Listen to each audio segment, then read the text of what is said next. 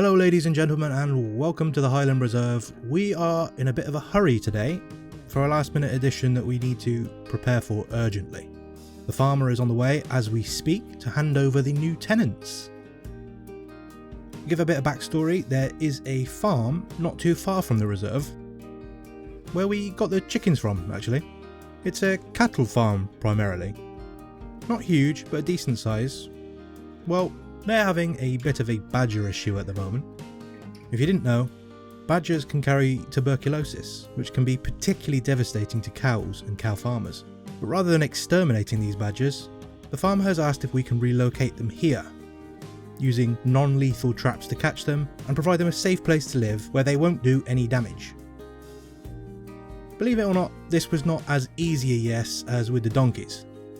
You see, the donkeys were raised around people. They're domesticated. Wouldn't take much to make them feel safe and secure with all the guests. These badgers are wild animals, the first non-domesticated species we will be taking on here.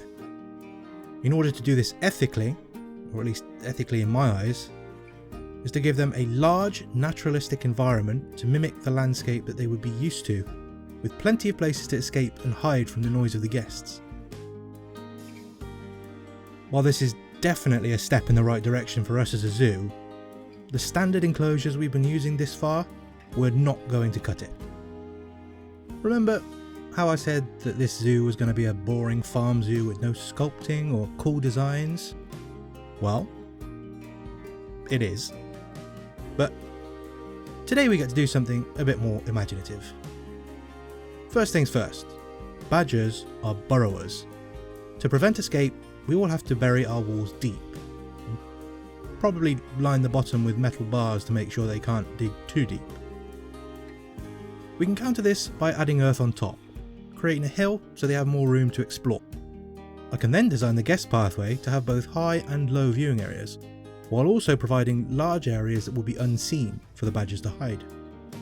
This idea is actually based on a real life badger habitat I saw at a local centre as a child. Although theirs was much smaller, it definitely would not have passed my ethics check. My original thought for this enclosure was an oval shape, partly so that I could use it as an endpoint for the guest path.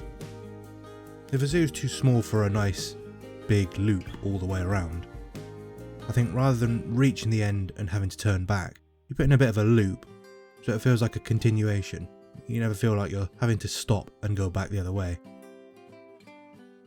I also thought it'd be worth having some different perspectives looking into the enclosure. As a generally reclusive animal, badgers can be hard to spot at the best of times. So if I'm providing a large area for them to cut about in, I also need to give the guests a chance to see them without, stressing them out.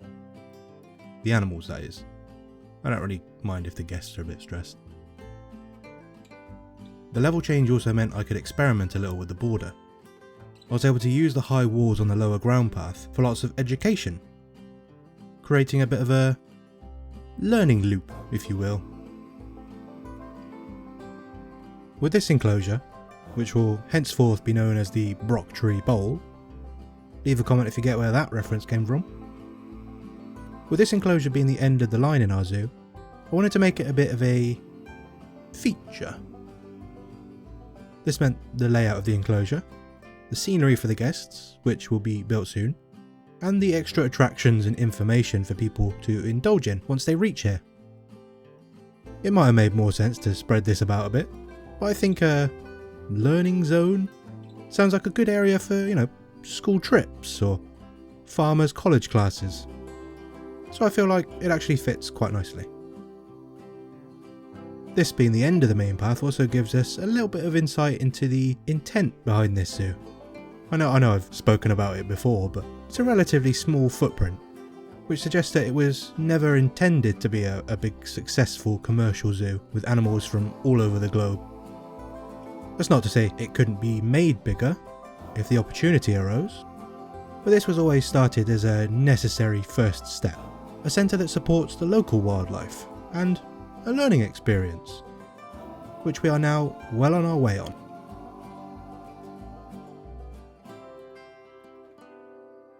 You may have noticed, if you've been following the series so far, brief animated moments. You may also not have noticed, because they are very brief on occasion, like the sheep jumping in the last video. As I said in the first instalment of this series, animation is something that I'm trying to learn, so I want to add these elements where I can. It also takes a lot of time. Added onto learning editing and audio, and actually playing the game, it's tough to commit to some of the larger scenes that I want to try. My goal at the moment is to animate at least one thing for each video, and maybe when time allows, increase that a bit. But you know, as with anything you want to learn, as long as you make a consistent effort to practice, and practice with purpose, you will improve, hopefully. Oh, except golf, that is. No matter how much you practice at golf, you will still shank it into the bushes for no clear reason now and then.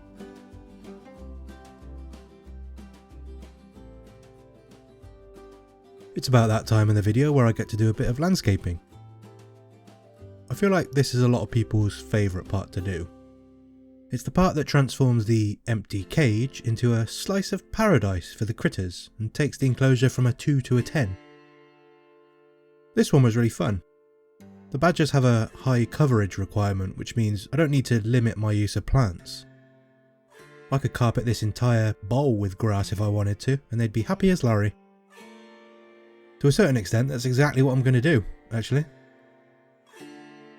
All of the plants in this zoo are relatively consistent, as they would be locally sourced for the most part. For saving money, but also as this is where the majority of the animals are from. These badgers also have the burrows or sets to contend with. These wouldn't necessarily be formed by rocks in the wild. If you've ever come across a badger hole before, they are more like gaping holes in the ground perfect to break an ankle on. But I felt that they looked a bit bare, so my idea here is that the locations for these sets were pre-planned and started by the keepers, and the badgers were encouraged to dig there with scent markers and by way of being hidden partially from the guests. Somewhere they feel safe to dig.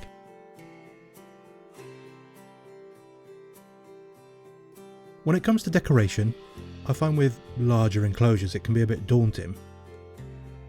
You'll notice when I started thinking about the rocks, I was a bit all over the place. When I start like that, I usually get a bit aimless and uncoordinated, and while I might think that the end result is okay, I'm not entirely satisfied. If you're like me in that respect, I find just focusing on one area can really help. Here I narrow it down to the first burrow. I place the rocks where I want them, the large trees, and then really hone in on this specific area with the bushes, grasses, flowers. Once that area is the way I like it, it's much easier for my brain to look at the surrounding areas and picture how I can add on to that, how I can extend that scenery. And then when I come to the end and I'm adding the finishing touches, I have an enclosure that I feel a lot more confident in.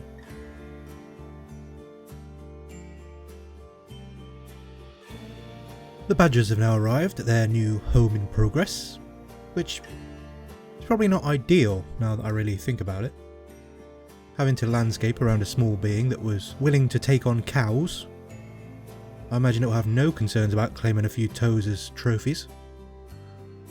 No matter, my employees are well trained and prepared to throw down at a moment's notice. I'm not sure if it's happened yet. It might be when I start the flower hill. I discovered the Yorkshire foggrass for the first time, which, I'm not being dramatic when I say, changed my life. I can tell you confidently, having recorded a few episodes ahead, my zoo is coated in Yorkshire fog, and it looks great. Sometimes, and I don't like to be the guy who tells you what you want, but sometimes what the animals want is wrong. If they don't want too much long grass but happy with some foliage, you better believe I'm giving you Yorkshire fog. And you're gonna like it, because it looks good. And it's region appropriate. Thankfully the badgers are all for it.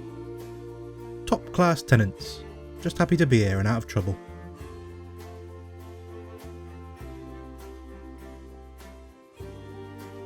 Still a bit of landscaping to do, but I want to talk about the work that will take place on the raised guest path soon. I went back and forth on what to do a bit. I originally wanted to do some sort of enclosed viewing area, but nothing I came up with was really in keeping with the zoo vibe, so I ended up going with more of an art piece, partly to accent the shape of the enclosure, and partly to stop people falling off the path. I also went back and forth on the colours. I either go with black and white for the badgers, or I view it as more of a zoo feature than a specific enclosure feature. I decided to offset the very green area so far with a bit of colour, which will hopefully give people a little bit more reason to make it all the way to the end. There's also things like that, you know, a big bright colourful wall that stick out in children's minds. Now, I don't remember any of the places that I went as a child, but sometimes I'll remember a place by a specific item or feature that was there that sticks out, you know, a big or bright thing. Well, for example, this is completely unrelated to zoos, there's a cafe somewhere, I don't remember where, had massive spoons. I don't remember anything other than spoons. And that's the sort of thing, you know, you throw something that's a bit out of the ordinary, people are going to remember that, and they're going to want to keep coming back. Anyway, let me know what you think, the enclosure and the guest scenery. I'm going to let you enjoy the rest of the video in peace now. So thank you for watching, and I hope to see you in the next one.